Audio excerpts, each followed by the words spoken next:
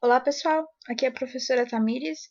Eu sei que vocês já receberam essa apresentação em PowerPoint. Espero que vocês tenham lido, tenham estudado e que tenha sido compreensível. Também espero que vocês estejam assistindo às aulas do Sistema Positivo. Mas algumas coisinhas que a gente fez em sala não chegaram a ser abordadas lá nas videoaulas. Então a gente vai fazer o seguinte: eu vou fazer essa revisão com vocês do que são os substantivos e logo em seguida a gente vai fazer a correção de alguns exercícios que ficaram como tarefa, ok? Então, primeiro, vocês devem ter percebido, né, durante a apresentação, eu até vou voltar aqui um pouquinho para explicar para vocês e retomar com vocês o que são substantivos. Substantivos, o porquê que existem os substantivos, qual que é a função de um substantivo. A função dele é bem simples, é dar nomes, certo? Então, por exemplo, se vocês olham esse objeto, vocês sabem que ele tem um nome, cadeira. Então, é um substantivo. A mesma coisa aqui. Isso tem um nome, é o quê? Leão. Então, também é um substantivo.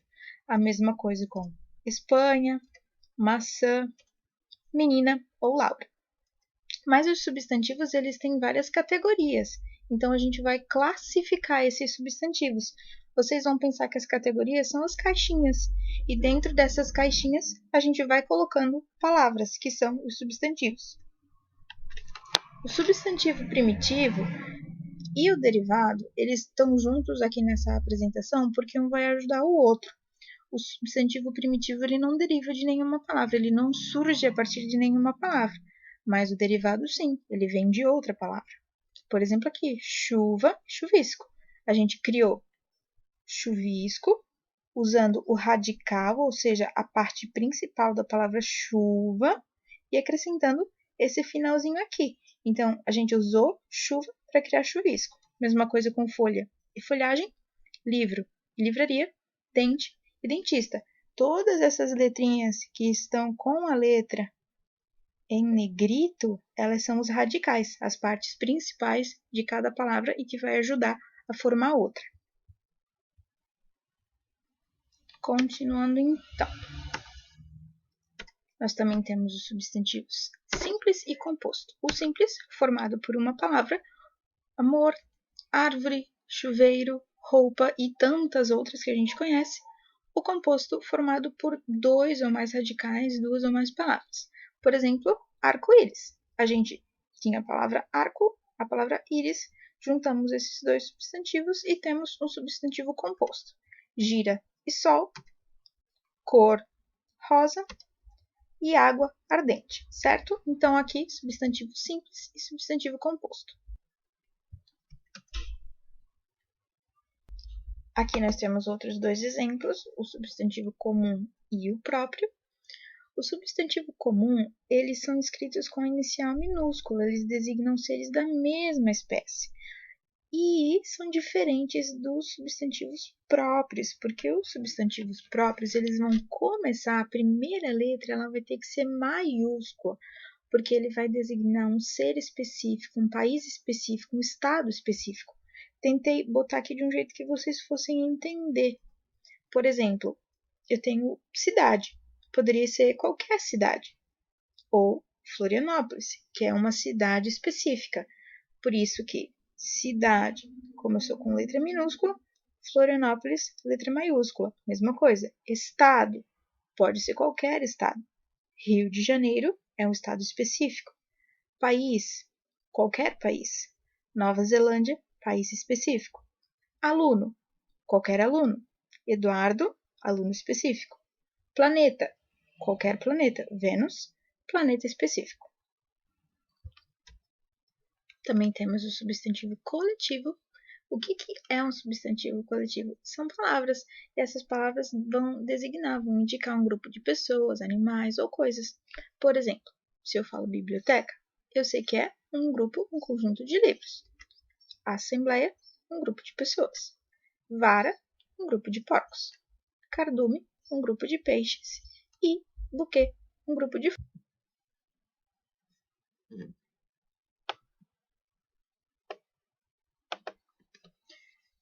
Oi, pessoal! Então, agora vocês podem abrir a apostila na página número 33. Ali tem um texto, a Carta das Crianças para a Terra. Vocês podem reler esse texto, porque a gente já fez a leitura dele em sala de aula, mas obviamente que vocês podem reler.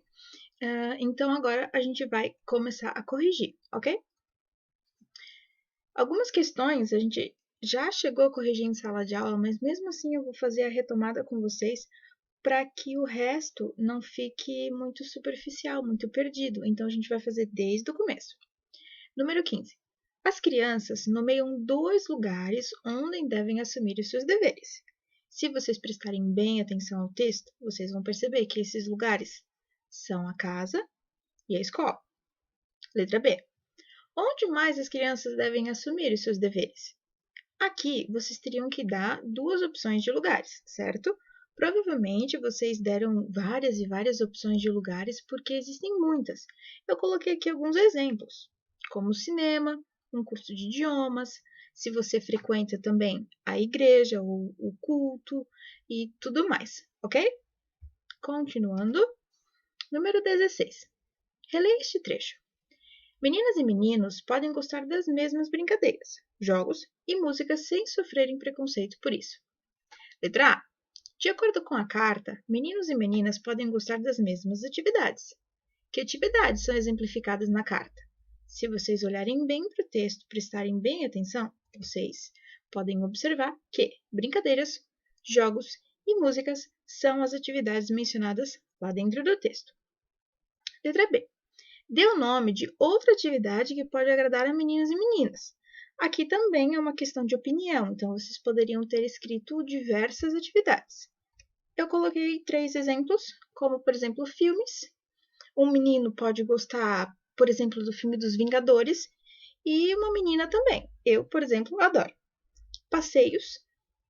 Não é só porque você é um menino que você não pode visitar um parque aquático, porque você é uma menina que você não pode visitar um parque aquático, ou porque você é um menino que você não pode ir até as cavernas lá de Botuverá e etc. Então, passeio é muito amplo, né? Meninos, meninas podem fazer diversos passeios.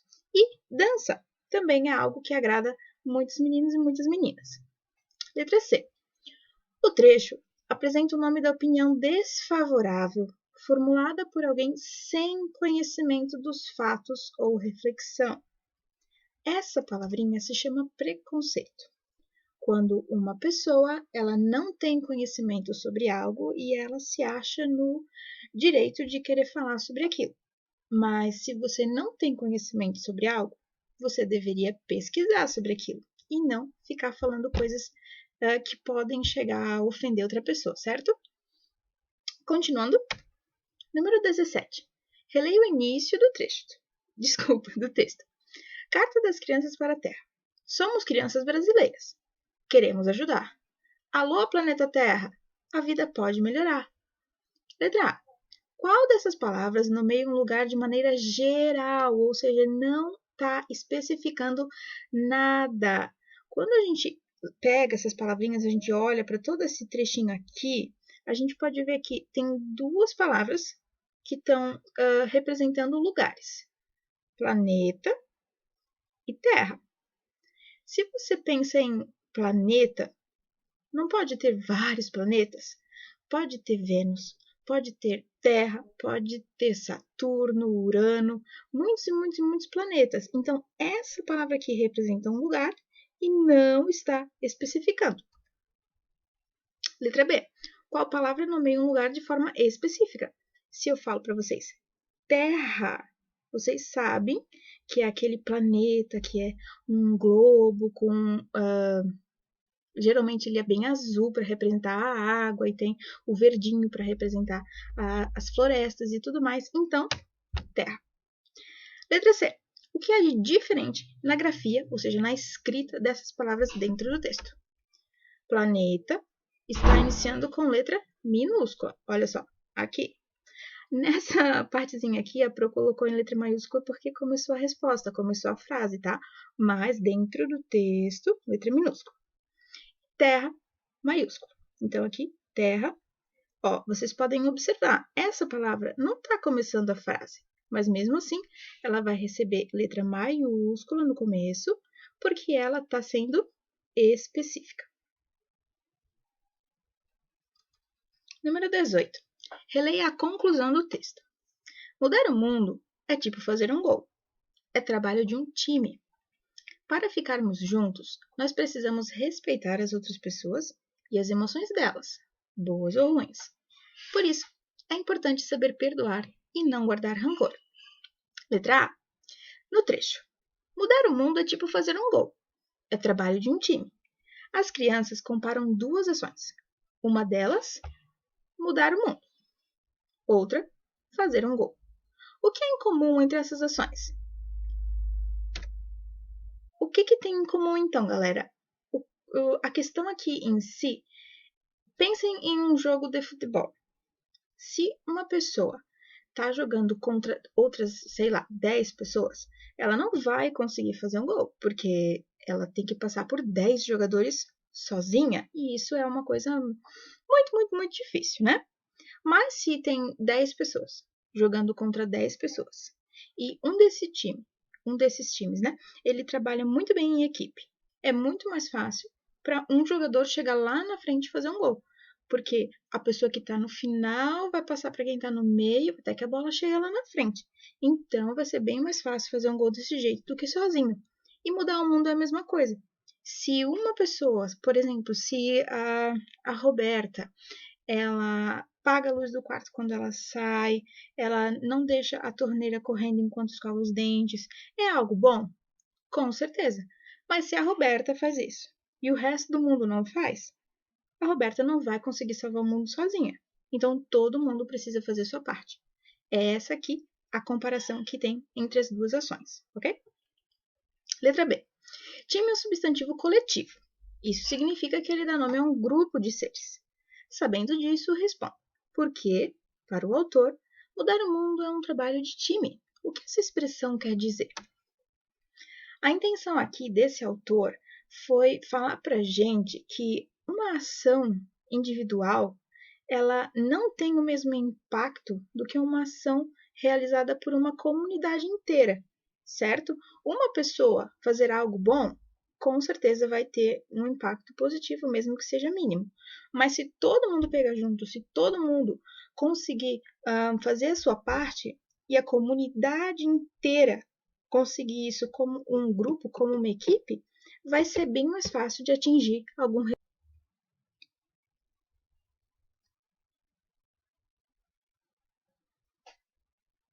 Número 19.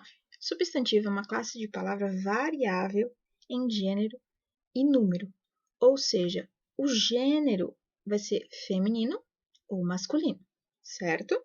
Eu posso falar, por exemplo, menina e menino, gênero. Ou número. Número vai mudar entre singular e plural. Menina, meninas. Menino, meninos. Ok? Aqui nesse trecho, a gente tem esse exemplo aqui. Nós queremos que meninas e meninos tenham direitos iguais. Então, para começar, vamos falar sobre meninos. A gente sabe que a terminação o vai falar sobre o gênero masculino e o S muitas vezes indica pra gente que é plural. Meninas mudou o gênero, foi para o feminino, mas manteve o número, continua sendo plural. Releia o trecho. A falta de oportunidade para os pais acaba prejudicando a nós, os filhos. Os substantivos pais e filhos estão no masculino plural. Isso significa que, nesse contexto, referem-se apenas a seres do sexo masculino? Não. Por quê? Porque muitas vezes, dependendo do contexto, olhem só, contexto, ou seja, da frase ou do texto em si, a gente vai compreender que mesmo estando no masculino, que mesmo estando no masculino, eles estão querendo se referir a substantivos masculinos e femininos ao mesmo tempo. É como se fosse algo neutro. Então tem que cuidar com o contexto. Número 21. Os substantivos brasileirinho e meninadinha têm semelhança na escrita. Os dois terminam com inho ou inha. Letra A. Brasileirinho foi criado a partir de outro substantivo. Que palavra foi essa? A palavra brasileiro, ok? Brasileiro, brasileirinho. Letra B. Considerando a palavra indicada acima, que ideia, a terminação inho acrescenta a palavra primitiva. Então, a gente tinha o brasileiro. Quando eu coloco brasileirinho, eu tenho a ideia de que é um tamanho menor. Letra C. A terminação em meninadinha acrescenta a mesma ideia, a palavra primitiva, como ocorre em brasileirinho? Mais ou menos. Sim, eles estão querendo falar de crianças, então tem essa ideia de ser algo menor, mas essa meninadinha, na verdade, tem um tom carinhoso. Eu não estou falando só de uma meninada, de um grupo de crianças, eu estou falando de uma meninadinha. Eu tenho afeto para com essa palavra, para meninadinha. Como vocês viram, os substantivos eles apresentam um grau, ou seja, elas podem estar tanto no aumentativo, que vai dar a ideia de ser algo maior, ou diminutivo, que vai dar a ideia de ser algo menor. A terminação que indica o grau diminutivo mais comum é inho ou zinho. No entanto, há dois substantivos lá dentro do texto, que vocês deveriam ter feito a leitura, né? Desculpa não ter falado antes, que estão no grau diminutivo. Mas essas palavras elas não vão terminar desse jeito ali, inho ou zinho. Quais são elas? Pequenino e filhote. Vocês podem perceber que pequeno foi transformado em pequenino e filho foi transformado em filhote. Os dois substantivos, eles estão no diminutivo, no grau diminutivo. A palavra pertinho tem terminação inho. Podemos afirmar corretamente que é um substantivo no grau diminutivo? Aqui não, galera. Por quê? A gente estava falando de substantivo. Substantivo é sempre algo que pode dar um nome, uma palavra que dá um nome. Pequeno, filho. Pequenino, filhote. Mas aqui a gente não vai considerar perto um substantivo, porque ele é um advérbio de lugar. Perto ou longe são advérbios de lugar, ok? Eles não estão dando um nome. Eles são, então, advérbios. Agora, a gente vai falar um pouquinho sobre esse grau aumentativo e diminutivo. Por quê? Porque, sim, na maioria das vezes, eles vão estar representando algo maior ou menor, como vocês têm ali, né? Casarão, casinha e tudo mais. Mas, às vezes, eles, na verdade, vão querer transmitir uma ideia de afetividade, de carinho ou de ironia. Por exemplo, e aí, paizão, que jogaço, hein? Um golzinho no final. O que essa criança quis falar quando ela usou essas palavras? Paizão, jogaço, golzinho. Ela usou o aumentativo ali em amarelo. Vocês estão vendo aqui, paizão. Ela está querendo indicar, né? Indicar carinho. Ele não está bravo com o pai dele, nada do tipo. Então, é um tratamento carinhoso, que nem vocês podem ver que está escrito aqui. E depois, ele usou o aumentativo e o diminutivo aqui, com jogaço, aumentativo, golzinho, diminutivo, para, digamos assim, o jeito que vocês podem entender, para rir do pai. Porque se vocês olharem as camisetas de time, ó, essa é vermelha, essa é verde. Então, eles torcem para times rivais ou, enfim, times diferentes. E ele usou esses substantivos, no aumentativo e no diminutivo, para referir a derrota que o time do pai dele teve. Ok, galera? Então, é isso por hoje. Nas próximas aulas eu vou estar fazendo explicações para vocês, corrigindo outros exercícios, tudo conforme a apostila. Mais para frente eu também vou dizer para vocês quais são as aulas do sistema positivo que vocês podem estar olhando depois das aulas que eu vou mandar, beleza? Então, tchau, até a próxima!